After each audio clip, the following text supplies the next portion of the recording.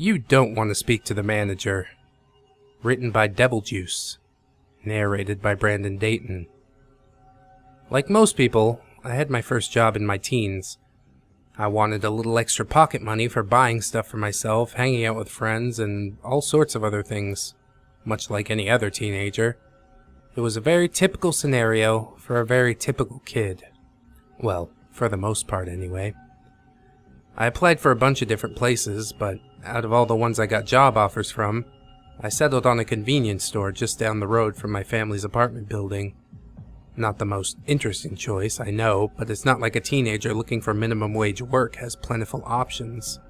The simple fact that it was within easy walking distance from my home was more than enough reason for me to choose it over the others. It was a pretty standard sort of place, with the usual trappings of a run-of-the-mill convenience store. I think it used to be a 7-Eleven, since I found a couple of their old signs in the back of the storeroom, but by the time I was working there it was privately owned, and went by the name of Rick's. Or it may have been Nick's. Or something else generic like that, I can honestly never remember. I've shopped there a few times myself, since the place was so close and all, and I hadn't noticed any sort of major red flags. The particular part of the city it was located in was relatively low traffic and safe, and the employees seemed happy enough. There were only ever one or maybe two people manning the store at one time, and it seemed like they were generally left to their own devices. Overall, it seemed like a normal and relatively pleasant place to work. And it was, except for one little, very abnormal detail. It didn't come up until the end of my training, which was pretty standard fare as far as part-time minimum wage work goes.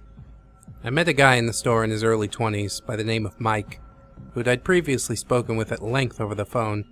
While another employee was taking care of the customers, he showed me around the place, got me acquainted with all the machines and procedures, went over all the rules and such I would need to follow, and helped me with all the legal stuff and paperwork that I needed to fill out as a new employee. As I said, pretty standard stuff. After all that, though, Mike had one final thing that he needed to talk with me about. You see, I'd simply assumed this whole time that Mike was the manager, assistant manager, or something like that. However, that wasn't quite the case.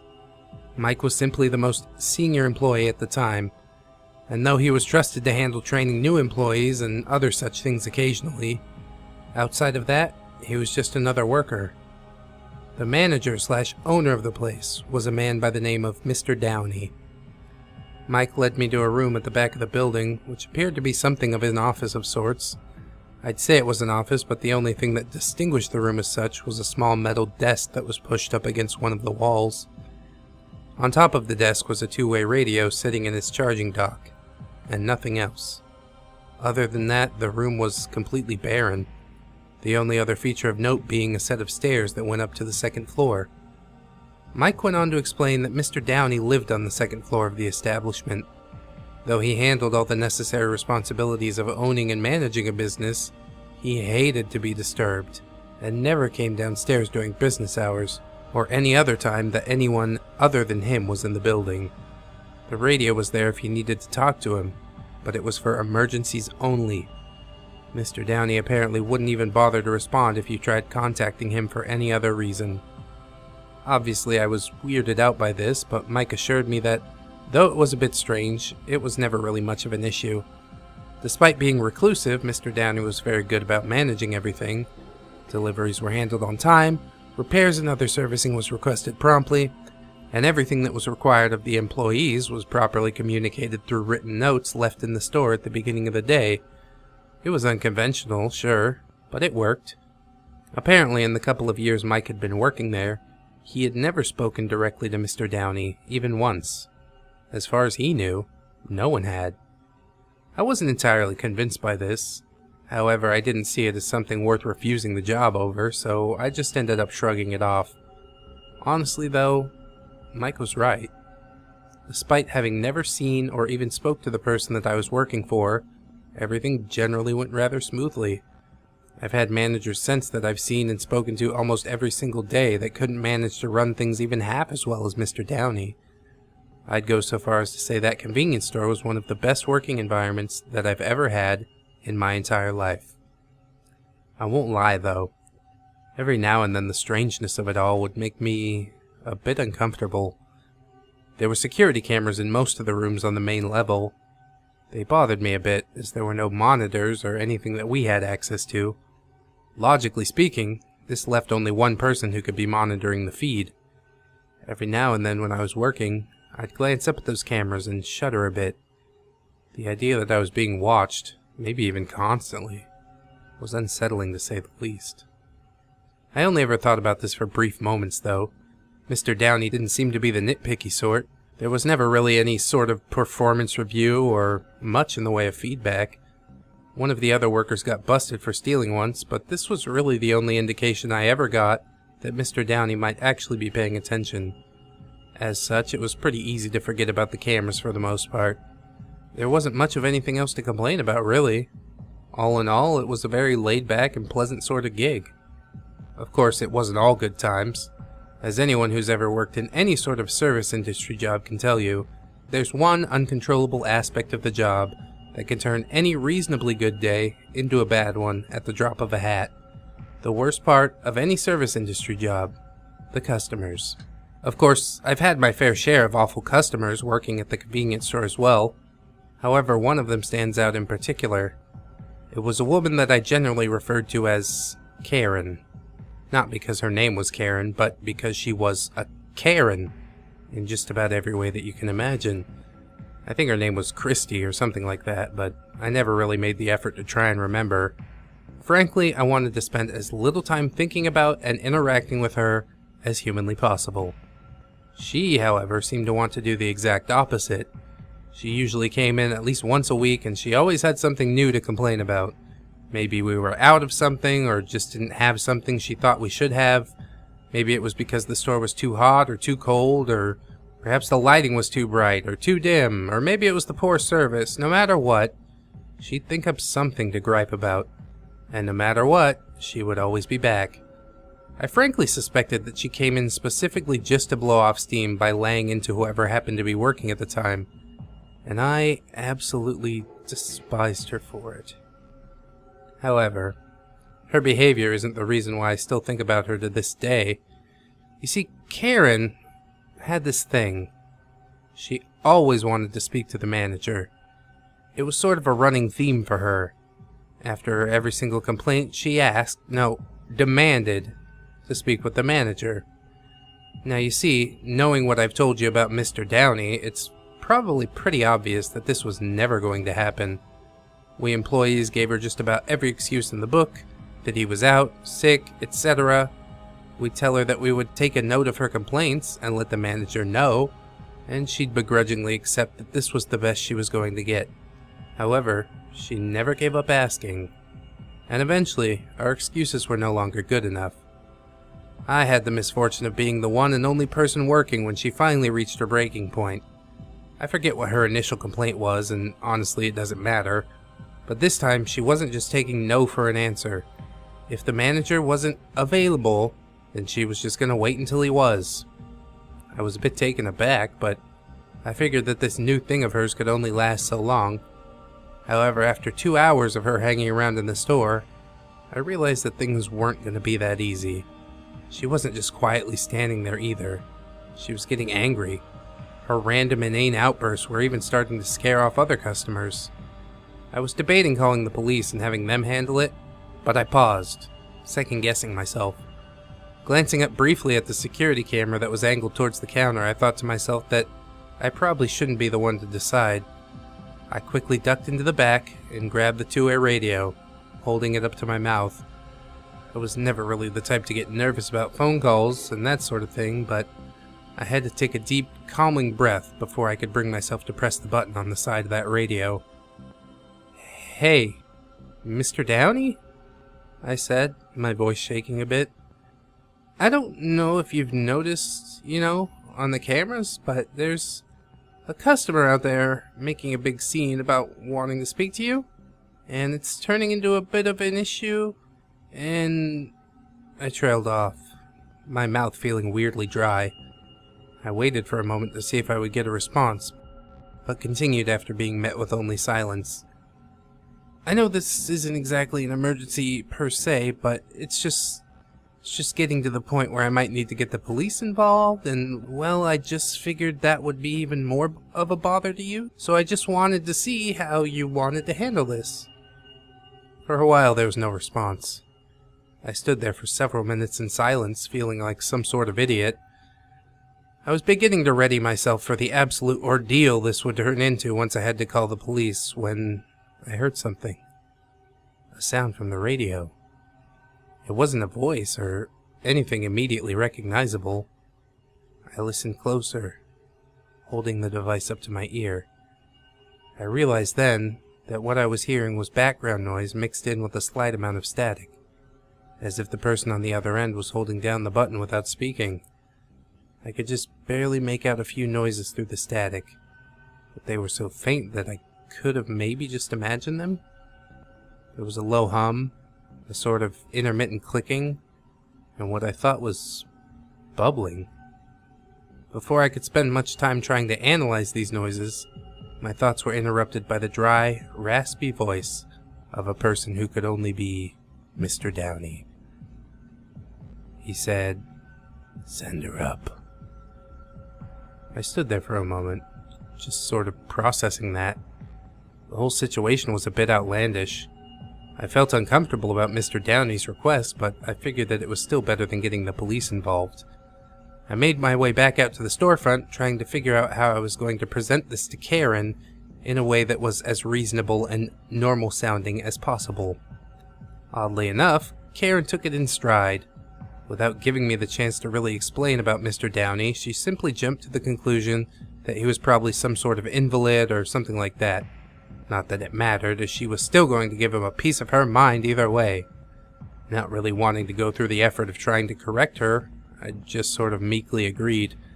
Besides, Mr. Downey could have been seriously ill or otherwise disabled for all I knew. I don't know if her self-assurance came from confidence or simple irritation, but she followed me into the back office and stomped up those stairs without batting an eye.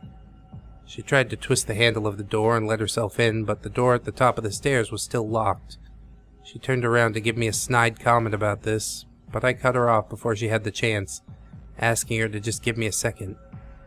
I looked around the office to try and find a camera to wave at to get Mr. Downey's attention, but there didn't seem to actually be one in that room for some reason. I hadn't had many reasons to spend much time back there, so it wasn't entirely surprising to me that I hadn't noticed. Lacking any real direction, I opted to pick the radio back up.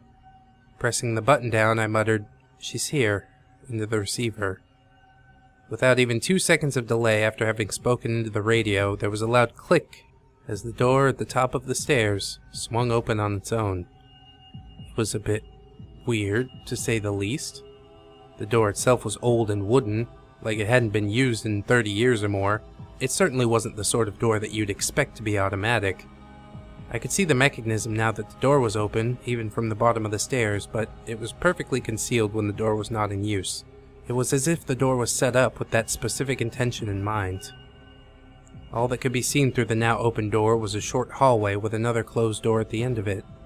It was almost like an airlock or something like that. Karen looked back towards me over her shoulders, the first traces of unease leaking into her confident expression. I shrugged noncommittally in response. I had no words of reassurance to give her. Not that I would have given them willingly even if I had them. This was as much new territory for me as it was for her. She stepped forward, and I watched as the first door slowly swung closed behind her, the latch snapping back into place a few moments later. I waited there for a few moments to see if the radio would crackle to life with further instructions from Mr. Downey, but it remained silent. I had left the counter unattended long enough as it is, so I simply took the silence to mean get back to work.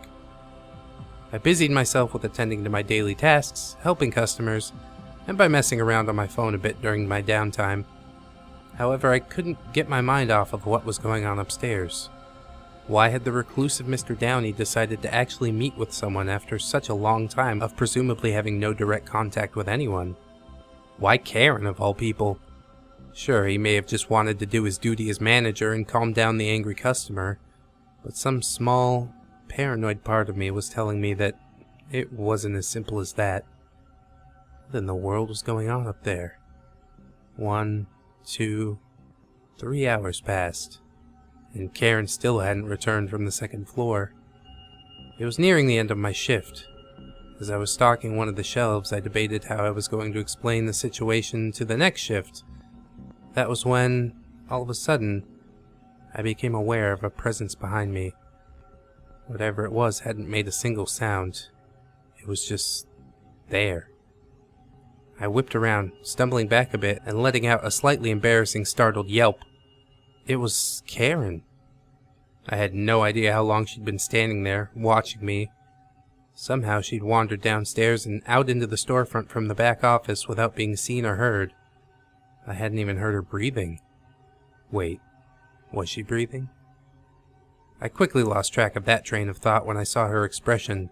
The leathery, sun-dried skin of her face, wrinkled with years of constant frowning, was now twisted into the widest, most unnatural smile I've ever seen. Every single one of her teeth was exposed all at once. It was truly ghoulish to behold. It looked forced, so much that it must have hurt to twist her own face to that extent, but it almost seemed stuck that way. Before I could steady myself and ask if she was okay, she thanked me for my time through clenched teeth and left the store, walking at a stiff, brisk pace. I stood there for a while, not quite sure how to process what had just happened. Karen's sudden change was jarring in far too many ways. What had happened upstairs to bring about this change? Whatever it was, I hoped it wasn't permanent. Serving her as a customer like this would be much, much worse. Fortunately, but also far more unfortunately, this would be the last time that I saw her. That day, when Karen got home, she beat her 2 young children to death with her bare hands. Afterwards, she waited for her husband to get home before promptly stabbing him through the neck with a kitchen knife at the front door. Neighbors who witnessed this called the police, but by the time they arrived, Karen had already hung herself. Murder isn't exactly uncommon in large cities like mine, and it rarely gets the attention that it probably should. However, this particular instance of it was the talk of the town for quite a while, and still is in some circles. Though the sudden, severe violence of this crime, along with the apparent lack of any motive, did play a part in the case's notoriety, it wasn't the main reason it was talked about. Rather, it was the information that would leak out during the course of the investigation that really drew people's attention, most notably the various bits and pieces that were found to be missing from Karen's body during the autopsy, all seemingly with no wounds to account for the extraction, and no reasonable explanation. About 1/4 of her circulatory system, 3 inches of her large intestine, and the entirety of her parietal lobe were some notable examples. Throughout the investigation, the convenience store was never connected to the crime in any meaningful way. For a long while, I thought about going to the police to tell them about what had happened. I almost did, but then something happened to change my mind. You see, when I got my next paycheck, Mr. Downey had sent me a little note along with it. It read in dark red ink, "It would be best for both of us if you never spoke to the police about what happened." Along with this was a little crude drawing of an eye. The message was clear enough, but the meaning of the eye was a little bit less so. I thought at first that it simply meant he was keeping an eye on me, which it probably does in part. However, I soon convinced myself that there was more to it. The cameras, the footage, wherever it is, shows me taking Karen to the back office, but that's it. There were no cameras inside the office, and I seriously doubt that there would be any on the second floor. It would be far too easy to implicate me, to make me out to be an accomplice, if not the culprit. Lord knows it wouldn't be hard to establish motive. Sure, the police could believe my story, but I wasn't willing to gamble on that. Besides, it may be harsh to say, but I wasn't in any way willing to risk my own well-being and the well-being of my family over some self-righteous sense of justice. Call me a coward, sure, but I'm sure as hell not an idiot. I didn't stick around working for the convenience store very long after that. Years have gone by. I've long moved away from that city, worked many other different jobs, and even started a family of my own. I haven't ever spoken to the police, or anyone else in my life about what happened. I likely never will. I do still think about it all, every now and then. The convenience store closed about a year after the incident, and ownership passed the building on to someone else. There's no real record of Mr. Downey having existed before or even after that. All there is to prove that he was real is a name on an old deed. I still have no idea who or what Mr. Downey was. Hopefully I never will. Not to seem cruel or callous, but I think that many more Karens should be treated in a manner such as this. Then maybe we'd have less of them to deal with in the world. It's not easy to work a customer service retail job. I did it for many years. Thankfully now I'm able to work from home. But if I ever see my chance to get revenge on a Karen, you better believe that I'll take it. I'm not sure I understand why Mr. Downey took out Karen's circulatory system. My theory is that it's because her heart was too small and weak to push the blood that far anyways. He took out some of her large intestine, probably because she was an asshole. But the most interesting bit is probably the parietal lobe. The primary function of the parietal lobe is to process sensory information as well as language and some mathematics. So it's quite interesting to me that it was scooped out. Obviously Karen probably didn't use the mathematics portion of her brain all that much, and the language portion was largely wasted too from just yelling at customer service reps. No, I think the main reason that Mr. Downey scooped it out is so that she could no longer process visual information. You can't hate what you can't see. A very cool story that meshes with some of the other content that I create on YouTube, so I definitely appreciate you sharing it with me. If you did enjoy the narration, please don't forget to like, comment, and or subscribe. We also have plenty of other narrations on the channel if you enjoyed this one. I appreciate you listening with me this far. I'll be back again tomorrow with another NoSleep creepypasta, and I hope that you'll join me for it. Keep yourselves safe out there. And until the next time, friends. Bye-bye.